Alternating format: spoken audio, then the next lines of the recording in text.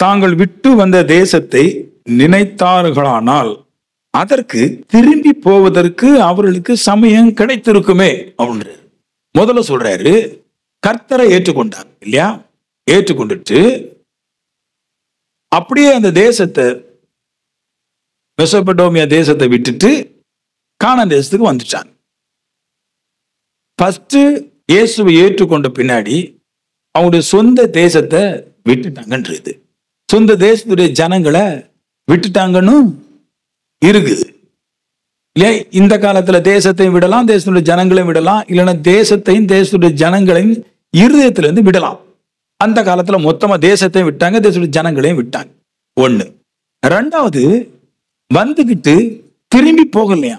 அப்பா, ஒரு சபையில எந்திரிச்சு நீங்க இயேசுவை ஏற்றுக்கொண்டுட்டு இதுவரைக்கும் நீங்க விக்கிறதுக்குள்ளாக இல்லைன்னா உங்களோட ஜனங்களுக்குள்ளாக திரும்பி போகலையான்னு கேட்டா 1-2 பேருக்கு மேல நிறைய பேர் கை தூக்க முடியாது. 1000 பேர் இருந்தாலும் அந்த சர்ச்சில் கை தூக்க முடியாது.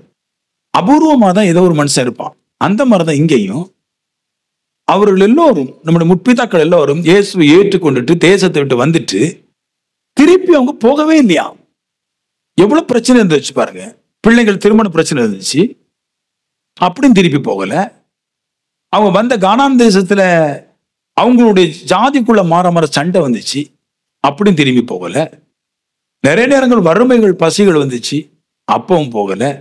அடக்கம் பண்றதுக்கு இடம் இல்லை, அப்பவும் திரும்பி போகல. ஸ்ட்ராங்கா நின்றுட்டாங்க இல்லையா? எப்படி ஸ்ட்ராங்கா நின்னாங்க அப்படின்னா, எப்படி தேவன் ஸ்ட்ராங்கா நிக்கிறது? நான் சர்ச்சில் கேட்டிருக்கிறேன், உண்மையான ஆவிக்குரிய பிள்ளைன்னா நகையை கலத்திட்டு ஸ்ட்ராங்கா நிக்கணும்பாங்க. அப்படிலாம் நிக்க முடியாது ஸ்ட்ராங்காட்டு. இங்க அதுல எழுதி வச்சிருக்க பாருங்க, எல்லாரோட சேர்ந்து படிங்க. எப்படி ரட்சிப்பு பெற்ற மனுஷன் திருப்பி ரட்சிப்பை விட்டுட்டு ஸ்ட்ராங்கா நிப்பான் இருக்கு பாருங்க. தாங்கள் விட்டு வந்த தேசத்தை நினைத்தார்களானால் அவர் சொல்றாரு, அதற்கு திரும்பி போவதற்கு அவருக்கு சமயம் கிடைச்சிருக்குமே. இப்ப என்ன சொல்றாரு? தேசத்தை விட்டுட்டு மக்களை விட்டுட்டு வந்துட்டாங்க கர்த்தர்ட்ட, இப்ப திரும்பி போகல. எப்படி திரும்பி போகலையா? அவங்களுடைய நினைப்புல அந்த தேசத்தையும் அந்த தேசத்துடைய ஜனங்களையும் நினைப்புல இருந்து அழிச்சிட்டாங்களாம், மறந்துட்டாங்க. சொல்ல போனா எந்த தேசத்துக்காரங்கன்னு அவங்க மறந்துட்டாங்க. எந்த ஜனங்களோட வாழ்ந்தாங்க, எங்க பிறந்தாங்க, எங்க வளர்ந்தாங்கிறதுலாம் மறந்தே போச்சான். நினைப்புல இருந்து தூக்கணும். புரியுது உங்களுக்கு நான் சொன்னது? எந்த தேசத்துல பிறந்தோம், எந்த ஜனங்களோட வாழ்ந்தங்கிறது நினைப்புல இருந்தே போயிட்டு. அதான் சொல்றாரு, நினைத்தார்களானாலும் திரும்பி போவதற்கு சமயம் கிடைக்கும். நினைப்பு உள்ள வந்துருச்சு அப்படின்னா கண்டிப்பா அவன் திரும்பி போயிருவான். சமயம் கிடைக்கும், வாய்ப்பு கிடைக்கும். எந்த ஒரு மனுஷனும் எதை நினைச்சாலும் அதை செய்வான், வாய்ப்பு கிடைக்கும், அவனே வாய்ப்பை உருவாக்குவான். ஆமென். அப்ப அவர் சொல்றாரு, இந்த ஜனங்கள் வந்தாங்க, ஆனா நினைப்புல கூட தன்னுடைய சொந்த தேசத்தையும் சொந்த ஜனங்களை நினைப்புல கூட கொண்டு வரலையா? அந்த அளவுக்கு பர்ஃபெக்டா வாழ்ந்திருக்கிறான். எவ்வளவு பெரிய பர்ஃபெக்ட் பாருங்க. இதுல 4 பாயிண்ட் சொல்றேன். நம்ம எல்லாருக்கும் இருக்கும் இல்லையா? நம்ம விட்டு வந்திருக்கிறோம் இல்லையா?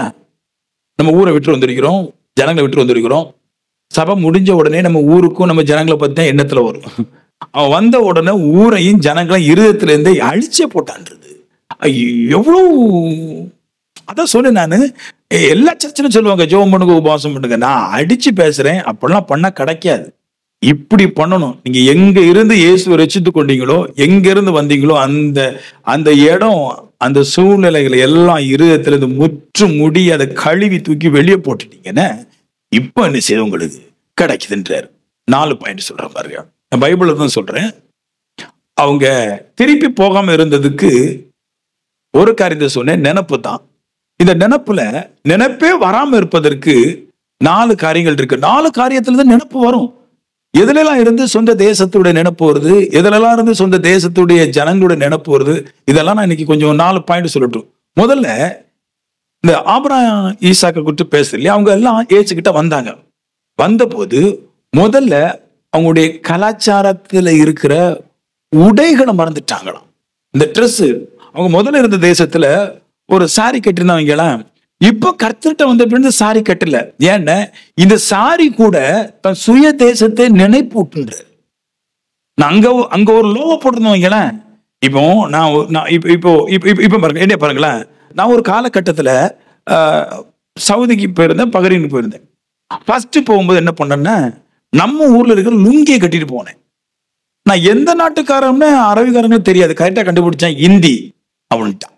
ஏன்னா என் சட்டையை வச்சு அவன் நினைவு கூடுறான், என்னோட லுங்கியை வச்சு நினைவு கூடுறான், இவன் இந்தியாக்காரன் இல்லையா? வஸ்திரங்களும் உங்களுக்கு நினைவு ஏற்படுத்தும். இவ சாரியை உடுத்துட்டு நீங்க அமெரிக்கா போனீங்கன்னா கரெக்டா கண்டுபிடிச்சிருவான், இந்தியாக்காரங்க அப்படின்ட்டுருவான். ஜிப்பா போட்டு போனா ஹிந்திக்காரன் கண்டுபிடிச்சிருவான். வஸ்திரங்களை வச்சு தேசத்தை, அந்த ஜனங்களை நினைவுபடுத்தி கொள்ள முடியும்.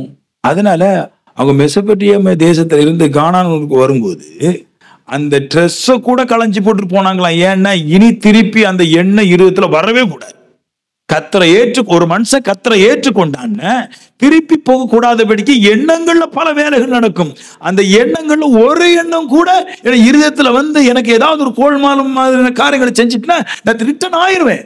அந்த ரிட்டர்ன் ஆகாத கூடாதபடிக்கு நினைவுகளை கூட ஸ்டாப் பண்ணி வச்சிருந்தாங்கன்னா, உடைகளில் ஸ்டாப் பண்ணி வச்சிருந்தாங்களா.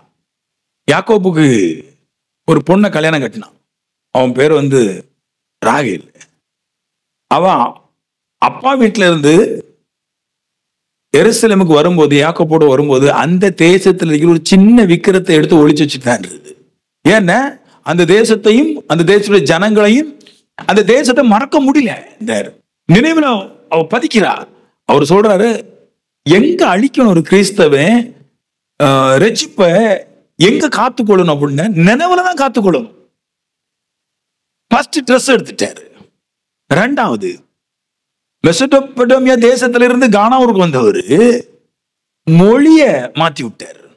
மொழி பேசும் கூட, இந்த மொழி கூட தன்னுடைய ஜனங்களை நினைவு கூற பண்ணுன்றார். தன்னுடைய தேசத்தை நினைவு கூற பண்ணும், தன்னோட கூட வாழ்ந்த ஜனங்களை நினைவு கூற பண்ணும். மொழியை எடுத்துட்டாங்கன்றாரு. அவங்க பேசுற மொழி வேற, கானான் தேசத்துல பேசுற மொழி வேற, மெசொப்பொத்தேமியா தேசத்துல பேசுற மொழி வேற. இப்போ வேறதான். இப்போ இஸ்ரவேல்ல பேசுற மொழி யூதம் பேசுறாங்க, அவங்க வேற மொழி பேசுறாங்க இல்லையா? அப்ப அந்த காலத்துல அதே மொழிதான் இருந்துச்சு. ஒரு மொழிய கூட கஷ்டப்பட்டு ரட்சிப்பு போய்விடும் என்பதற்காக மொழிய கூட மாத்தி விட்டான். அப்புறம் மொழிய மாத்திட்டான்றாரு. வஸ்திரத்தை மாத்திரம் நினைவுல வரக்கூடாதுன்னு மொழியை மாத்தி விட்டுட்டான். ரட்சிப்பு, நான் சொல்லுவேன், ரட்சிப்பு என்னதுன்னா, ரட்சிப்பு என்னதுன்னா, வேதம் சொல்லுது, ஜீவனை பார்க்க மேலானது ரட்சிப்பு. நம்ம ரட்சிக்கப்பட்டு இப்போ விக்கிரத்தை விட்டுட்டு உலகத்தை விட்டு நம்ம இருக்கிறோமே, இது ஈஸி அல்ல, ஜீவனை விட பெருசு. ஏன்னா நம்ம ஜீவனை கொடுத்து கூட நம்ம நித்திய ஜீவன் போக முடியாது. ஆனா இந்த ரட்சிப்பு நம்மளை நித்திய ஜீவனோடு சேர்த்துருதுன்றாரு.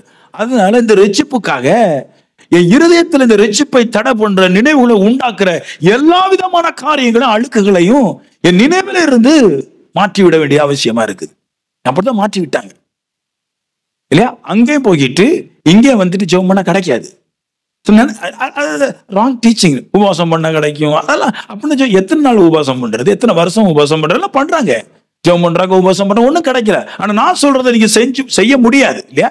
நான் சொல்ற பிரசங்கம் ஈஸியா வருது, செஞ்சுட முடியாது, நடந்துக்கிட முடியாது. நடந்துட்டா கிடைக்கும். நான் சொல்றேன், நானு நீங்க ரட்சிக்கப்படுவதற்கு எப்படியெல்லாம் வாழ நினைவுகள் இருந்து பழைய எண்ணங்கள் வரக்கூடாதபடிக்கு எப்படியெல்லாம் வாழணுமோ அப்படியெல்லாம் வாழும் போதுதான் இந்த ரட்சிப்பு உங்களுக்கு உண்டாகிறதுன்றார். 3வது பாயிண்ட், மொழிய மறந்தார். 4வது பாயிண்ட், நம்முடைய நினைவுகள் அடிக்கடி தோற்றுவிக்கக்கூடிய இடம் சொப்பனம்.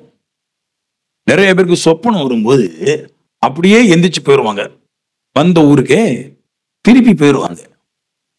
சொப்பனத்துல நேபுகாத்நேச்சருக்கு நேச்சருக்கு சொப்பனம் வந்ததுனால அவன் நினைவுகளில் கலங்கடிக்கப்பட்டான்றது.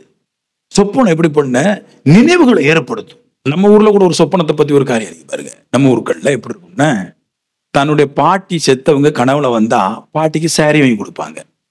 பாட்டிக்கு ஏத்தம்பழம், பாட்டி ஏத்தம்பழம் தின்னு வைப்போம். சில வீட்டுல தாத்தாமர்கள் செத்துருப்பாங்க, அவர் மாம்பட்டை குடிச்சிருப்பாரு, அன்னைக்கு 2 பேருக்கு மாம்பட்டை வாங்கி கொடுப்பாங்க. சொப்பனம் நினைவு கூறுது. சில வீட்டுல என்ன பண்றாங்கன்னா, செத்து போன மனுஷன் யாருடைய கனவுல வரும்போது சுருட்டு வாங்கி கொடுக்குறாங்க. செத்து போனவன் எப்படி குடிப்பானோ அதே மாதிரி சுருட்டு குடிக்கிறாங்க. சொப்பனம் பழைய நினைவுகளை எல்லாவற்றையும் புதுப்பிக்கிறது. யாக்கோபு ஆபிரகாம் தேசத்துக்கு வந்துட்டாங்க, சொப்பனம் கூட ரட்சிப்புல இருந்து நம்மளை கலட்டி விட்டு என்பதற்காக சொப்பனத்தை கூட கலச்சி விட்டு வாழ்ந்துட்டு வந்தாங்களாம். எப்படி வாழ்ந்திருக்காங்க பாருங்க. ரட்சிப்புங்கிறது சாதா ஒரு விஷயம் கிடையாது.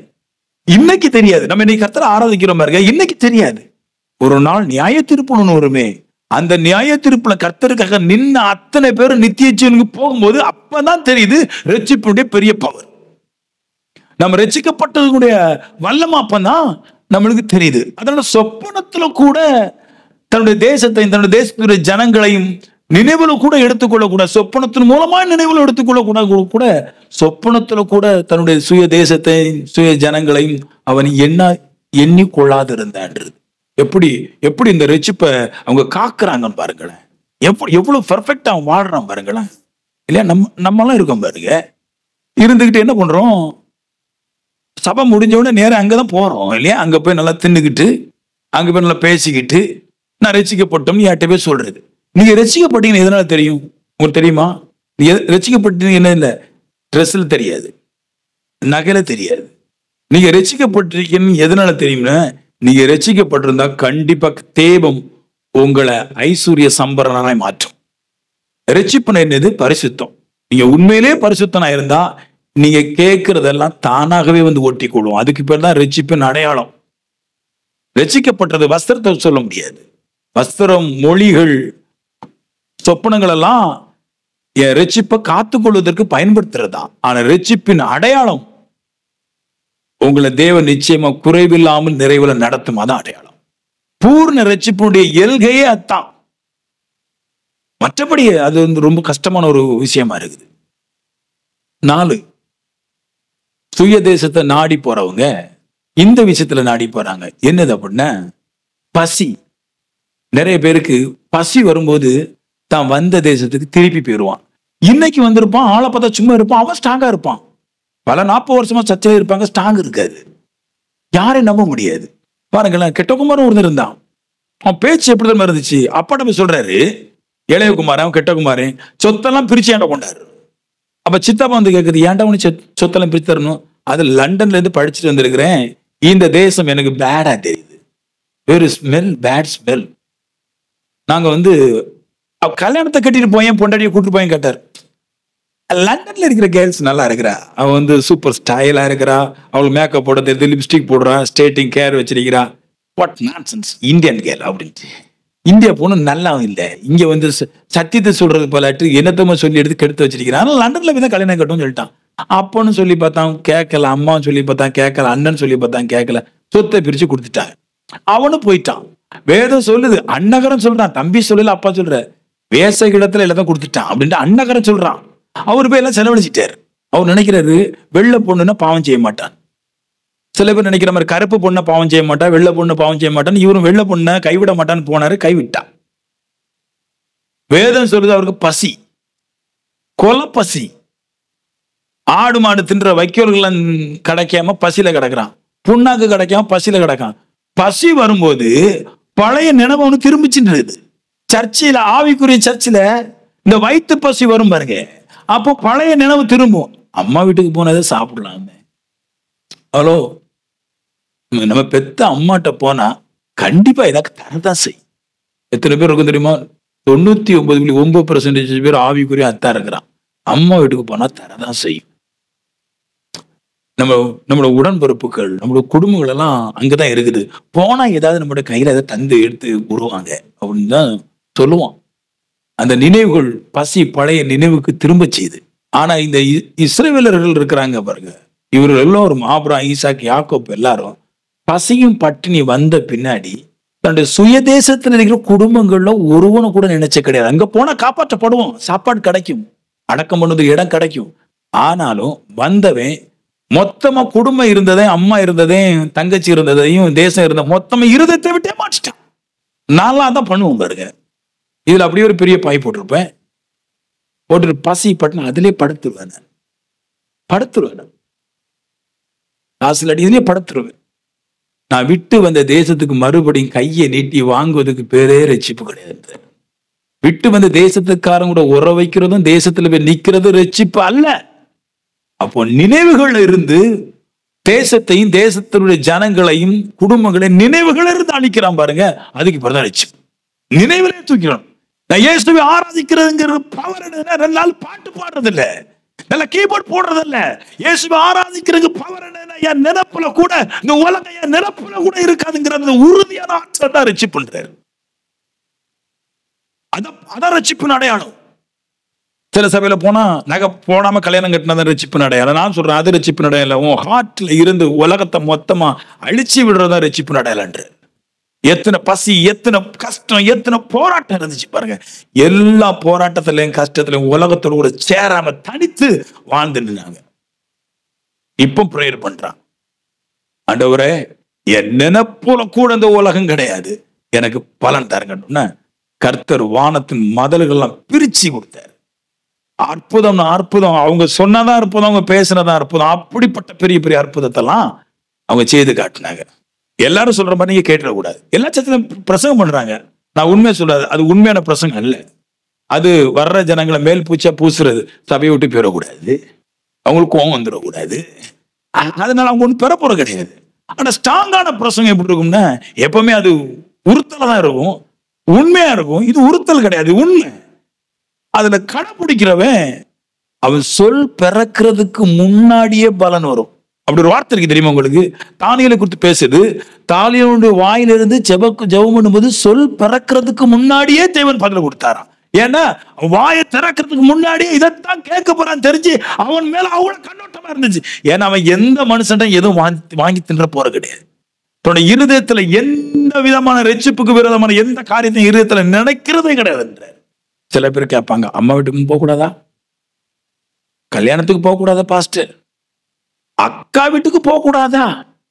நீங்க போலாம், பட் கிடைக்கலன்னு ஏன்ட கேட்க கூடாது. என் பாஸ்டர் கிடைக்கல, எனக்கு மட்டும் ஏன் பாஸ்டர் கிடைக்கல, உனக்கு மட்டும் கிடைக்கல, ஸ்பெஷலா போயிட்டு ஒரு யாருக்கு தெரியாம மனுஷன் கையேந்தி நின்று தேவனை தூசிக்கிறத பாக்கல தேவத்திட்ட நின்று நினைச்சிட்டு போறேன் நான். இப்போ உங்க வாயை திறந்து பேசுங்க. நான் சொன்ன சத்தியத்துல நின்றுகிட்டு வாயை திறந்து பேசுங்க. என் நோய் எனக்கு போட்டுமாப்பா, என் விலகினங்கள் என்னை விட்டு போகட்டும், என் குடும்ப பிரச்சனை மாறட்டும். அந்த உடனே அட் டைம்ல அது நீங்க பெற்றுக் கொள்வீர்கள். கல்யாணம் வரணும், ஊருக்கெல்லாம் காடு கொடுக்குறது. சபையில இருக்கிற யாருக்கும் 4 பேர் சண்டை போட்டா காடு கொடுக்க மாட்டான். பொண்ணு பெரிய பிள்ளையாகணும், ஊரு முழுக்க காடு. பழைய ஊரை விட்டு வந்த ஊருக்கெல்லாம் காடு. தான் யாருன்னே தெரியல. ஏதாவது வீட்டுல ஒரு ஃபங்க்ஷன் வரும்போது பழசெல்லாம் மறந்துடுறது. ஏதாவது சின்ன நன்மை நடக்கும், பழசே மறந்துடுறது. ரசிக்கப்பட்டோம், கர்த்தர் நல்லாக்குன, கர்த்தர் எல்லாத்தையும் மறந்துடுறது. யாரெல்லாம் கர்த்தரையே பிடிச்சிட்டு இருக்கிறாங்களோ குடும்பம் ஒண்ணா இருக்கும். ஏன்னா அவர் நல்ல வழியை போதிக்கிறார். அவங்க ஜெபம் பண்ணா கிடைக்கும். பிரதர், நீங்க ரசிக்கப்பட்டிருக்கிறீங்க, நகையை கழட்டி தான் ஞானஸ்தானம் எடுக்கணும். நகையை கழட்டி ஞானஸ்தானம் எடுத்தா ரசிக்கப்பட்டாராம். ஹார்ட்னு ஒண்ணு இருக்கு பாரு, அங்க மொத்தத்துல தாய் தகப்பன் அண்ணன் தம்பி வீடு சொத்து துறவெல்லாம் உள்ளிட்டு கலட்டி விட்டுரு. அதுக்கு வேண்டாம் ரசிச்சு. கொஞ்சம் கஷ்டமா தான் இருக்குது இந்த பிரசங்கத்தை கேட்கும் போது. எப்படி அப்பா முடியும்? அப்படித்தானே வாழ்ந்துருக்குறாங்க, அப்படித்தானே வாழ்ந்துருக்குறாங்க, அப்படித்தான் வாழ்ந்துருக்குறாங்க. இப்ப பாருங்களேன், இன்னும் கொஞ்சம் வித்தியாசமான இடத்துக்கு உங்களுக்கு கொண்டு போற பாருங்களேன்.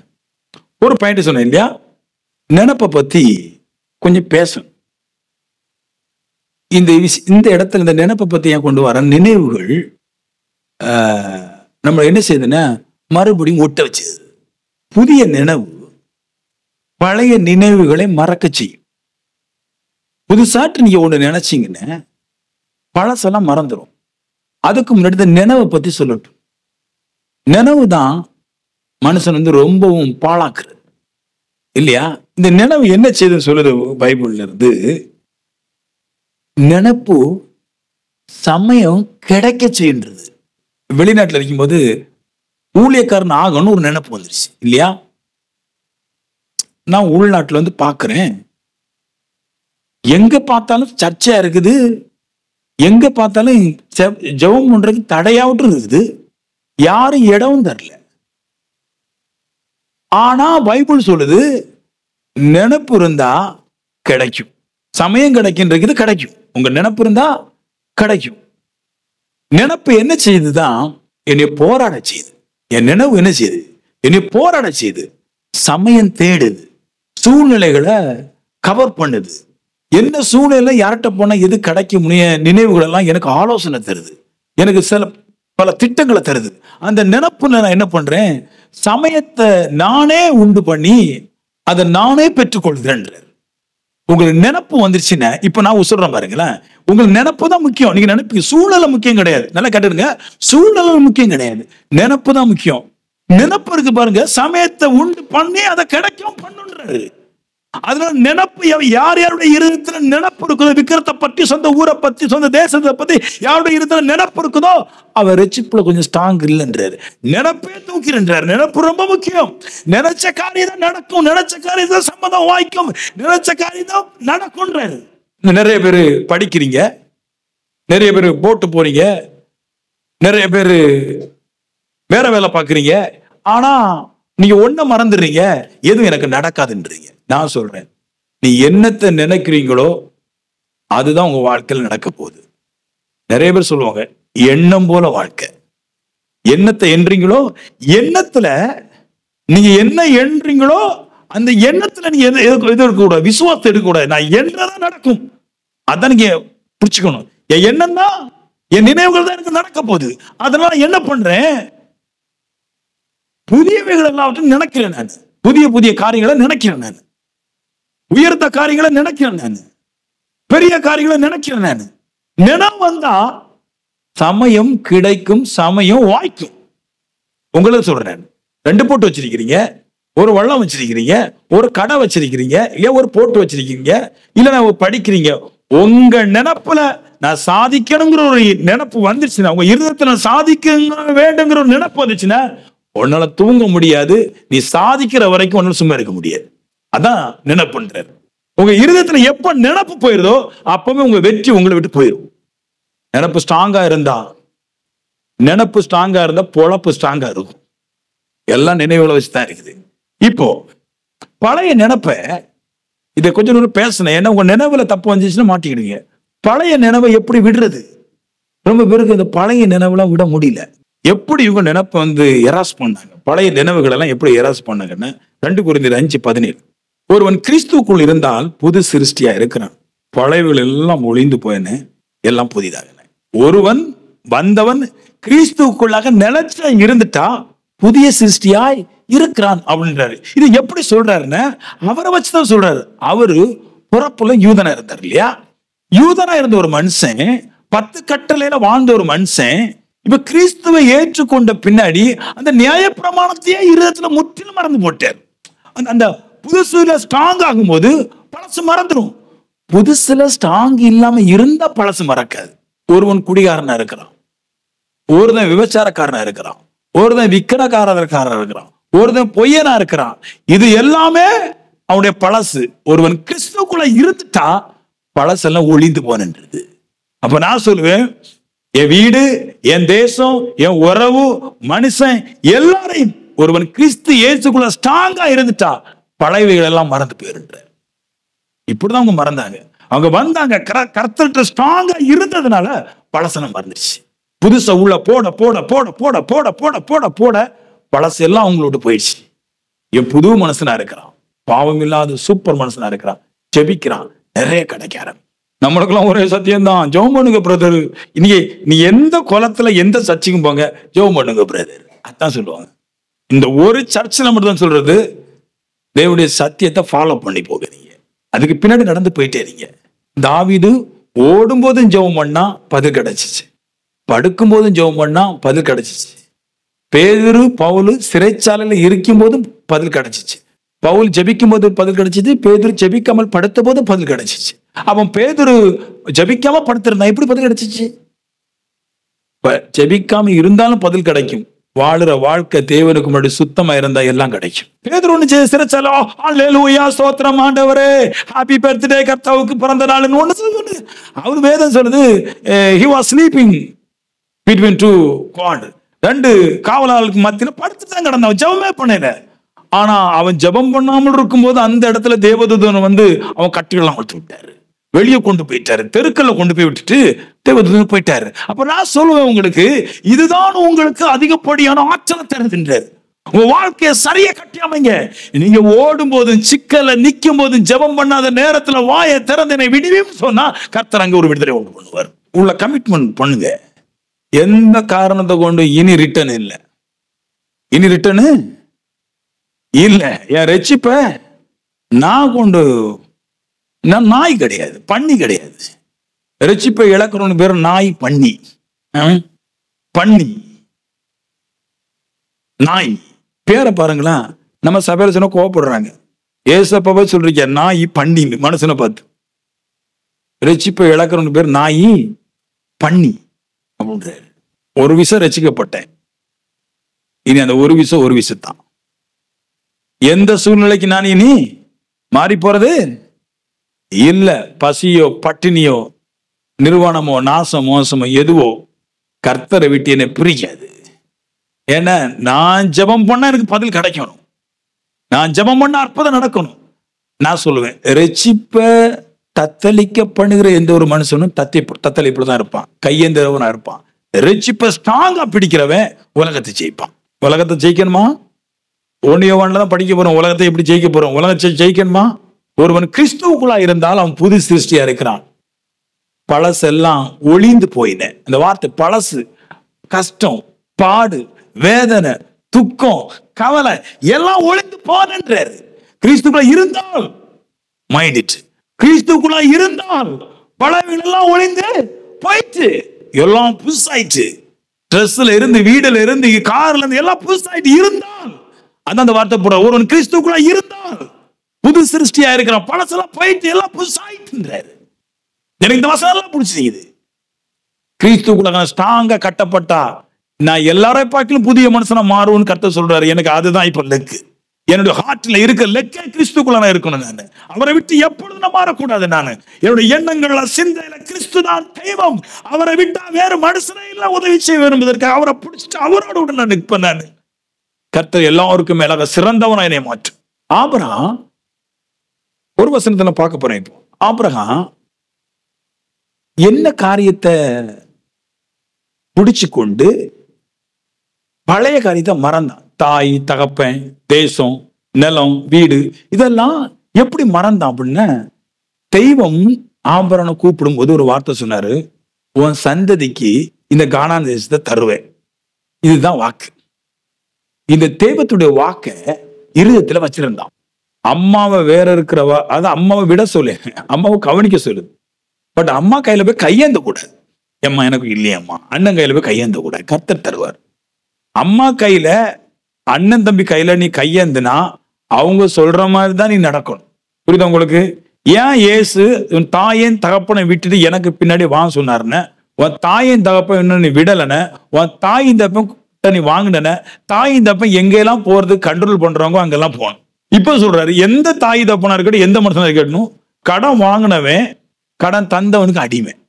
எப்படி இழுத்துட்டு போயிடுவான். இப்ப சொல்றாரு, நீ யார்கிட்ட கையை நீட்டி கேட்டா தானே உடனே அவங்க பலவந்தம் பண்ணுவாங்க கொண்டு போறதுக்கு.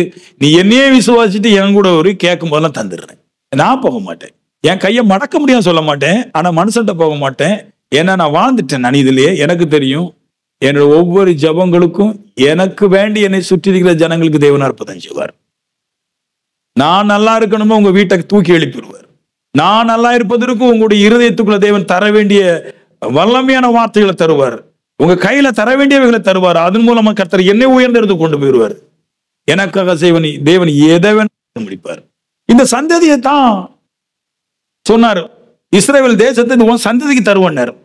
இந்த ஒரு வார்த்தைக்கு அப்படியே இருதயத்துல எடுத்து வச்சுட்டு அதைத்தான் பேசுறான், அதைத்தான் தியானிக்கிறான், அதைத்தான் அறிக்கை செய்யறான். எத்தனை வருஷம் அறிக்கை செஞ்சான். நான் சொன்னேன், உன் சந்ததிக்கு இந்த தேசத்தை தருவேன்னு சொன்னாரு. அது எப்போம்னா, ஈசாக்குக்கு கல்யாண வயசு ஆயிடுச்சு. பொண்ணு பார்க்க சொல்றாரு. அப்புறம் வேலைக்காரங்கிட்ட, நீ போய் ஒரு பொண்ணை தூக்கிட்டு வா எங்க குடும்பத்துல. அப்ப வேலைக்காரன் சொல்றான், நீங்க போய் கேட்க வேண்டியது என்ன, தொலைச்சு போடுவேன். விட்டு வந்த தேசத்துக்கு போறதுக்கு நான் ஒன்றும் சாதா விசுவாசி கிடையாது, நான் போக மாட்டேன். அப்ப உன் பையனை ஒன்றும் பேச எடுத்து கொண்டு வரட்டும், அடிச்சே போடுவோம் ஒண்ணு. நான் என் பையனையும் கூப்பிடாது, நான் வரமாட்டேன்.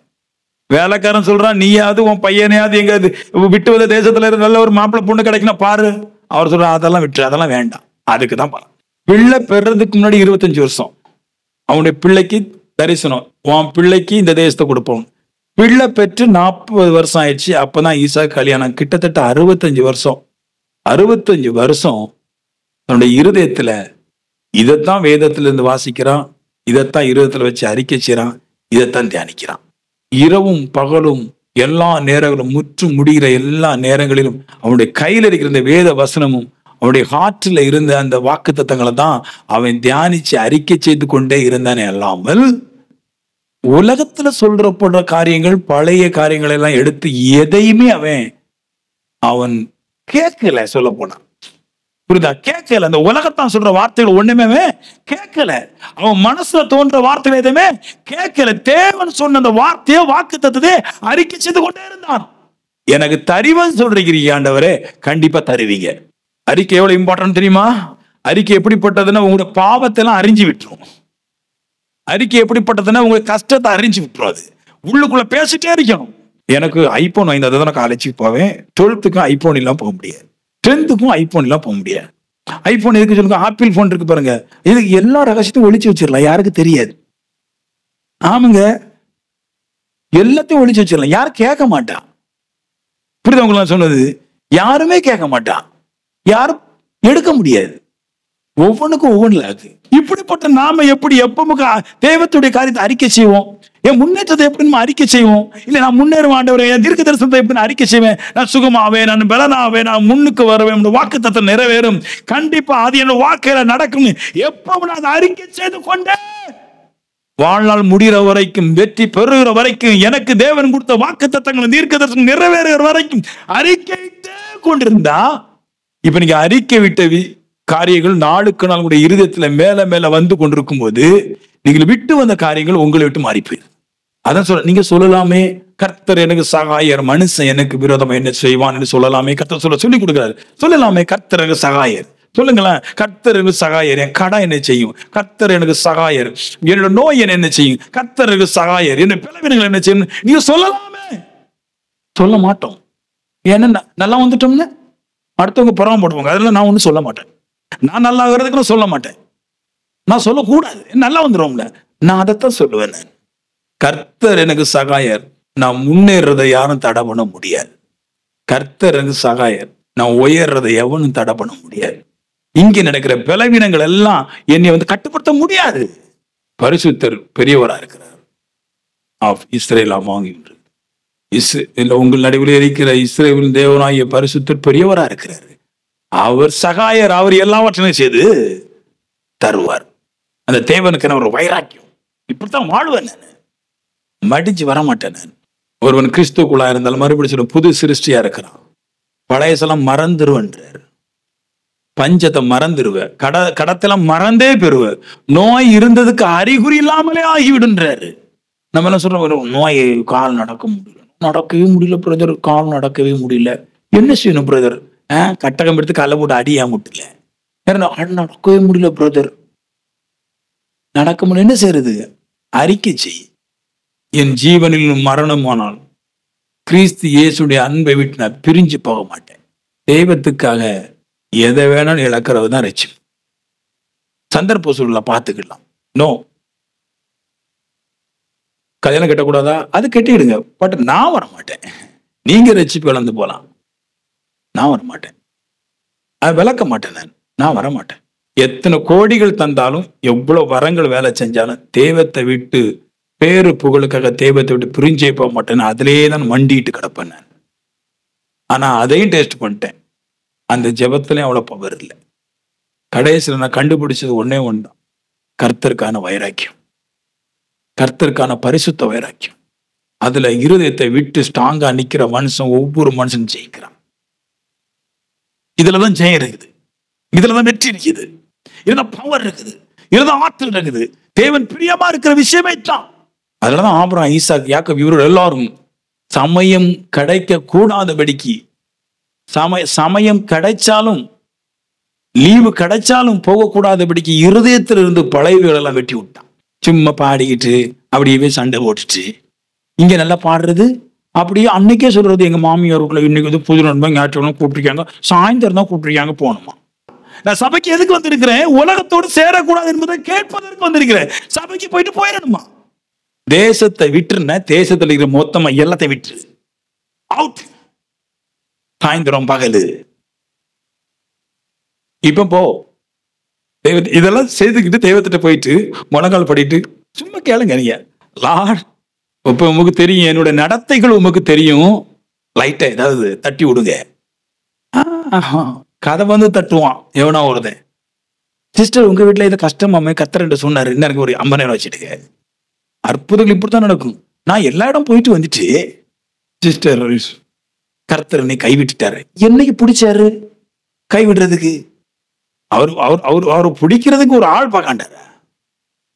நீ ஒரு புருஷன் ஒரு மனைவியை பிடிக்கிறதுக்கு பல நாள் காத்திருந்து பல நாள் பல பேர் ஐடியா கேட்டு, பொண்ணு வீட்டுக்கு தெரியாம உள்ளோடத்தி போய் பொண்ணு வீட்டுக்காரருடைய பக்கத்து வீட்டுல கேட்டு, பொண்ணு எப்படின்னு கேட்டு, மாப்பிள்ளை வீட்டுக்குள்ள போய் மாப்பிள்ளை வீட்டுல கேட்காம மாப்பிள்ளை வீட்டுக்குள்ள சத்துரு கட்டணம் கேட்டு விசாரிச்சுட்டு அப்பதான் கையை கட்டி கொடுக்குறான். கடவுள் ஒண்ணுமே பார்க்காம உங்க கையை வந்து பிடிப்பாரு.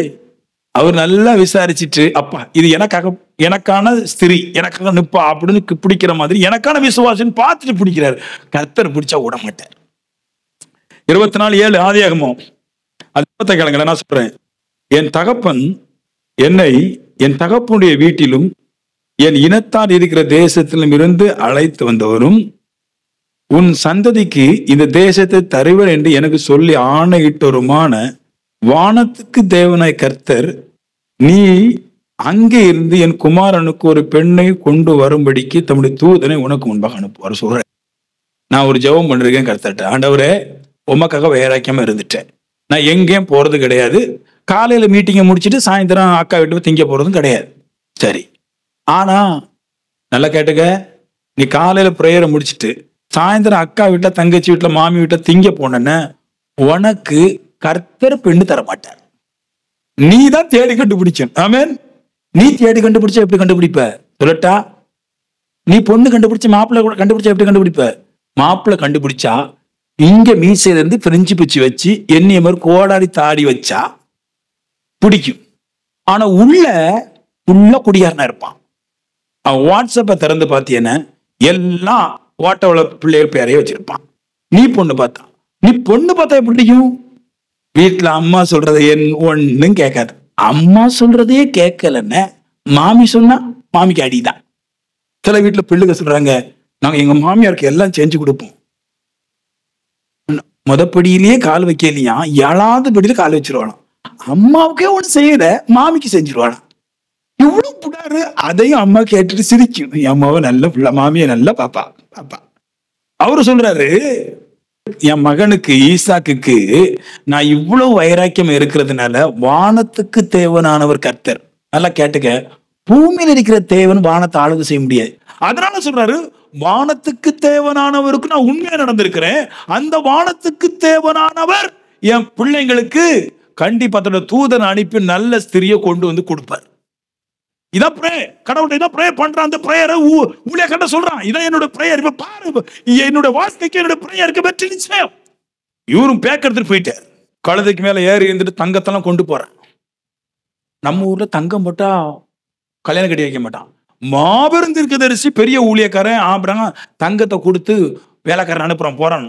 போன உடனே தூதன் அந்த பொண்ணையே முதல்ல சந்திக்க வச்சுட்டான். அங்க போன அங்க அழகான ஒரு பொண்ணு, ராகேல் ஒரு பொண்ணு இருந்தா.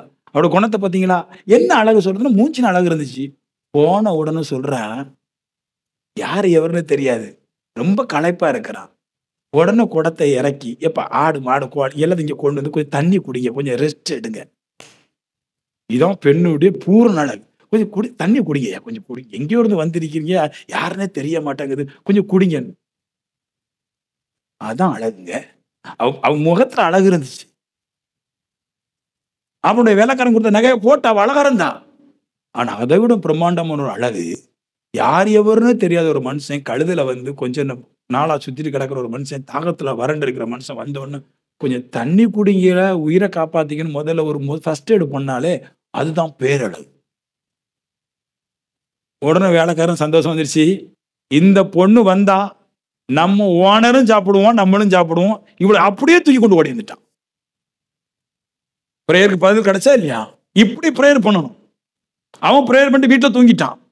வேலைக்காரன் தூதனும் படாத பாடுபட்டு சூப்பர் பெண்ணை கொண்டு போயிட்டாங்க. நீங்க கர்த்தர்கிட்ட வைராக்கியத்தை இருந்து பாருங்க, உங்க வீட்டை தேடி வருவோம் நல்ல மாப்பிள்ளை நல்ல பொண்ணு. தாங்க இருங்க கர்த்தருக்காக. கர்த்தருக்காக நான் என்ன வேணாலும் நல்லா பண்ணேன். என் நினப்புல கூட இருக்காது. அக்கா இருக்கிறாங்க, தங்கச்சி இருக்காங்க, மாமி இருக்கிறாங்க, மைனி இருக்காங்க, குழந்தையா இருக்கிறாங்க, கொஞ்ச நேரம் இருக்கிறாரு, மூத்த அண்ணாச்சி இருக்கிறாரு, இளையாக்கா. கர்த்தர் தான் இருக்கிறார் இருதயத்துல. கர்த்தர் தான் இருக்கிறார் இருதயத்துல. இனி சாவர காலம் முழுவதும் கர்த்தரே தான் தேவன் எனக்கு. மனுஷன் தேவன் இல்லை. கை நீட்டி வாங்குற அளவுக்கு இருந்தா கடவுள்கிட்ட வாங்குவேன். இல்லைன்னா கையை வெட்டிட்டு கர்த்தர்கிட்ட செத்து போவேன். அவர் தான் எனக்கு தேவன். நம்மளுக்கு அவர் மூலம் தான் ரட்சிப்பு இருக்குது.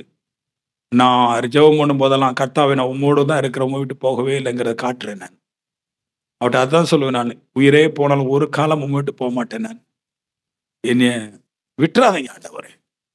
பொருளாதாரத்துல சரி, கஷ்டத்துல சரி, என்னை விட்டுறாதீங்க.